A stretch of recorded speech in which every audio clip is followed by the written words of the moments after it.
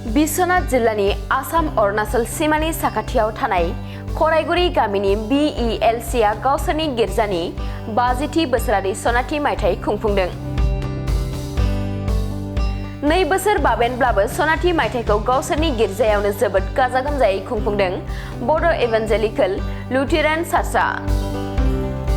बे खराइगुरी BELC गिर्जाखौ 1972 मायथाइयाव गायसनजेनदोंमोन। रुंसारि उपेन बसुमतारी बिथांमोनहा गोबां खस्थ'नि गेजेरजों गावसोरनि नाजानायाव दिनैसिम 50 बोसोर आगान होफैबाय। हाबाफारि बायदियै फुंनि समाव ख्रिस्टियान धोरोमनि फिरफिलाखौ सनितपुर, बिश्वनाथ आरो धेमाजि जिल्लानि BELC नि आफादगिरि लक्षीराम बर'आ बिरहोयो। लोगोसे खराइगुरी BELC गिर्जाखौ गायसनलांजेननाय रुंसारि गेदेमाफोरनि खाम्फाखौ बेखेवनानै होयो बारग' पास्टर रानजित ईश्वरीआ। मख'नो गोनांदि बे सनाथि मायथाइजों गोथौ सोमोन्दो थानाय खराइगुरीनि जारिमिन बिजाबखौ राजगढ़ गिलगाल इंलिश स्कुलनि गोरायुं सम्राट नार्जारिया बेखेवनानै होयो। बे हाबाफारियाव दाब दाब जायगानि गोबां ख्रिस्टियान धोरोम अनसायगिरिफोरजों लोगोसे ओनसोलनि समाज सिबियारिफोरा बाहागो लादों। आच्छा दिनै जे नोंथांमोना 50 बोसोरारि जि गल्डेन जुबली 2 बोसोर बारग'लां बिलि समनिफ्राय मावफुंगासिनो दं, बे समाव मा फोरमायनो सानदों? आङो नैबेखौनो गिबियाव नोंथांमोननि बड'लेण्ड रादाब आरो इउनाइटेड निउज नोंथांमोननिसिम आङो 50 बोसोर सनाथि फोरबोनि जानानै नोंथांमोनखौ गोजोननाय बावहोग्रोबाय। बयनिसिम खोनासंनाय साफ्रोमनिसिमबो गोजोननाय थाथोंसै। बे खालामनानै 2 बोसोर थांब्लाबो सनाथि फोरबोखौ जोङो खुंनायनि गाहाय जाहोनानो जोंनि बाइबेलाव लिरनाय मथे 50 बोसोराव जों मोनसे फोरबो, बे फोरबोआनो सनाथि फोरबो हिसाबै फालिनो नांगौ होननानै बाइबेलाव बिथोन होनाय बादियै जों बेखौहाय खुंबोयो। आरो बे 50 बोसोर सनाथि फोरबोल' नंबावा, माबानो सिलभार जुबली खुङो, डायमन्ड जुबली खुङो, सेन्चुरि जों खुंबोनो गोनां। बेयो एकदम बाइबेलाव फारि फारियै होबोजाखानाय जादों। बेनिखायनो दिनै जोंनि बे खराइगुरी गिर्जायाबो गायसनजेनजानायनिफ्राय फ्राय बुंनो थाङोब्ला 52 बोसोर बारबाय, अब्लाबो दिनैहाय बेखौहाय खुंनो थाखाय थाम थिम खालामदों। मानो खालामदों? उननि फिरिनि बेलायाव जे दिनै बेसिमाव दिनैसिमावहाय 52 बोसोर जाबाय, बेखौ गोसोखांनानै उननि फिरिया आरोबाव उनाव एक्सटेनसन खालामबावनो हायैनि थाखाय बे मोनसे मेम'रि गोसोखां सान हिसाबैहाय बेखौ खुंनाय जादों। फोरमायगोन नामा इभान्जेलिकेल लुथेरान चार्चनि माखासे मिशन आरो भिजन? जोंनि बड' इभान्जेलिकेल लुथेरान चार्चनि मेन अबजेक्टिभआ बेनो, जोंनि आरिया जोङो धोरोमजों लोगोसेनो शिक्षानि बेलायावबो आरो हेल्थनि बेलायावबो समाजखौ सिबिनायावबो जोङो माबोरै मदद होफानो हागोन एज ए ख्रिस्टियान हिसाबै जोंनिया बेनो मेन जोंनि अबजेक्टना। मानोना जों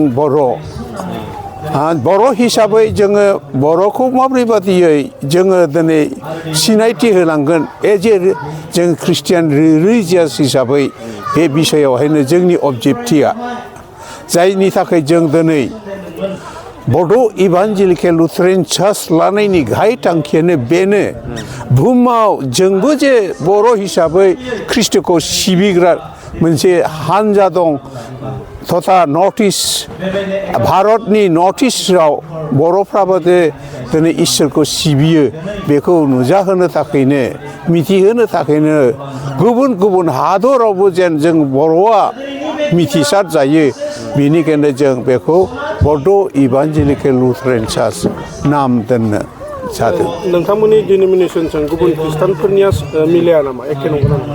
माबाफोर जों बेनो जोंनि डिनोमिनेसन बा गुबुन डिनोमिनेसन जोंनि हारिया मोनसेयानो, गलटा मोनसेयानो, भिजोना मोनसेयानो, फोरबोआबो सासेयानो, बाइबेलाबो गांसेयानो, सोरगोआबो मोनसेयानो, बेनिखायनो जोङो बेलेग गैया। खारना बेल'सो किसुमान मण्डली हिसाबै नियम खान्थिफ्रा बेलेग बेलेग जायो, खिन्थु जोंनि भिजोना बे मोनसेयानो आरो गुबुन जेबो भिजन गैया। दानि समफोराव दानि गोदान जेनेरेसन लाइमोनफोर बिथांमोनखौ बाइबेलनि माबायदि गियान होनाय जायो?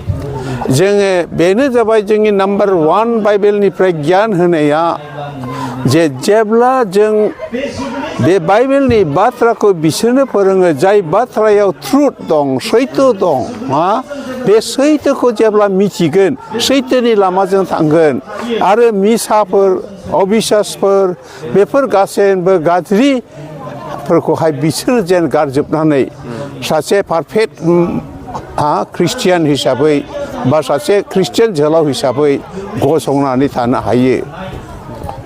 फोरोंनाय जायो। बेनिखायनो जोङो बेलेग गैया।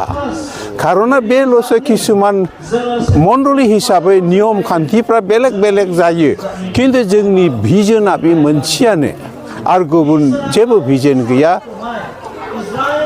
दानि समफोराव दानि गोदान जेनेरेसन लाइमोनफोर बिथांमोनखौ बाइबेलनि माबायदि गियान होनाय जायो?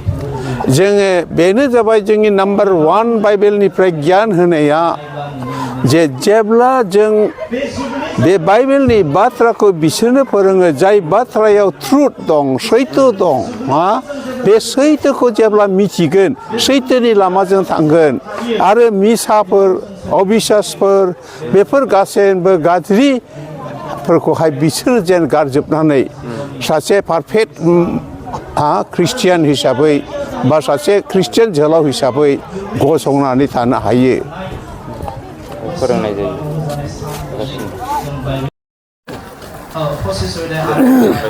जों दिनै खराइगुरि BLC गिर्जानि जानानै हामलायथि बावहरनो सानदों। खारन दिनै जोंहा खराइगुरि BLC गिर्जा हिसाबै जोंनि बे खराइगुरि गामियाव हाबजेननाया 1970 मायथाइयावनो हाबदोंमोन आरो बेनिफ्राय 1972 मायथाइनिफ्राय जोंनि बे खराइगुरि BLC गिर्जाया जुगामि हिसाबै मोनसे न' हिसाबै बेयाव गायसनजायो। बेनिखायनो जोंनि बे खराइगुरि BLC गिर्जाया दिनैहाय 52 बोसोर बारलांबाय आरो गामि हिसाबै हाबोब्ला, गामि हाबनाय हिसाबै लायोबा बेवहाय गासै 54 बोसोर जाबायमोन आरो गिर्जा हिसाबै लायोबा जोङो बेखौ गासै 52 बोसोर जाबाय। नाथाय दिनैहाय 2 बोसोर लेटलि जादोंब्लाबो, उनाव जादोंब्लाबो जों बे हाबाफारिलाइखौ बाइबेलाव लिरखानाय बायदि, शास्त्र बायदियै जों बे दिनफोरखौ खुंनानै इसोरनि गोबाव सम नेबोनाय महिमाखौ दिन्थिनांगौखाय जोंहा बेखौ दोनखोमानो जेबो अधिकार गैयैखाय जोङो बाइबेलाव लिरनाय बायदि इसोरनि बोसोनखौ लाखिनानै जोङो बे दिनखौ बोसोरनै उनावब्लाबो जों बेखौ खुंनाय जादों। आरो दिनैनि बे गल्डेन जुबिलि, खराइगुरि BLC गिर्जानि गल्डेन जुबिलि एबा सनाथि मायथाइ फोरबोनि गेजेरजों जोङो गेदेरथार रंजानाय, उन्दै गेदेर गेदेरथार रंजानाय आरो गाजा गोमजायै खुंनाय बे मुहुर्त आरो बे गेदेरथार रंजानाय साननि गेजेरजों जों बेखौनो मेसेज होनो सानो जे जोंनि इयुन जोलैफ्रा, जोंनि खराइगुरि BLC गिर्जानि इयुन जोलैफोर, जायफोर देरबोनाय उन्दै उन्दै गथ'फोर, बिसोरनि फरायनाय आरो लिरनाय, सामाजिक दिगाव, सोलोंथाइ दिगाव आरो बेबायदिनो मावै दाङै ग्रें ग्रेङै जाहाथे जौगालांनायजों लोगोसे बेक्तिगत जिबनखौ, बेक्तिगत न'खरखौ लुखांलांनायजों लोगोसे जोङो गिर्जा हिसाबैबो जाहाथे ग्रें ग्रेङै जोंनि मण्डलीखौ लाखिलाङो, बेखौनो जोङो इयुन जोलैफोरनि थाखाय गेदेरथार खावलायनाय थाबाय एबा मेसेज होनाय थाबाय। गिदिरथार मोनसे गल्डेन जुबलियावहाय सोर सोर गाहाय आलासि आरो माननि आलासि बिथांमोनखौ नोंथांमोना मोननो हादों? जोङो बे आयदायाव जोबोद गोजोननाय मोनदों।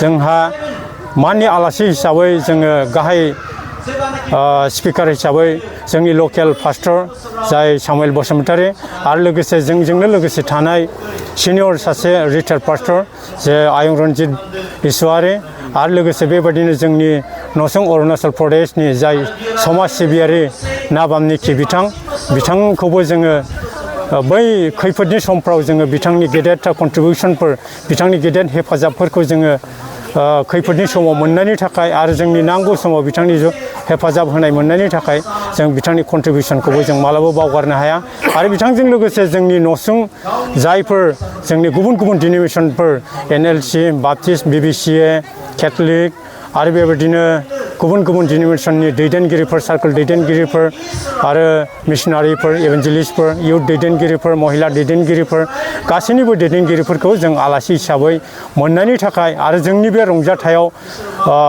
समाय होफैनायनि थाखाय हेफाजाब होफैनायनि थाखाय जों बिथांमोनखौबो जोंनि गोसो गोरबोनिफ्राय हाजासे साबायखर बावहरनायजों लोगोसे गोजोननायखौ बावहरनाय थाबाय। गोजोन्थों।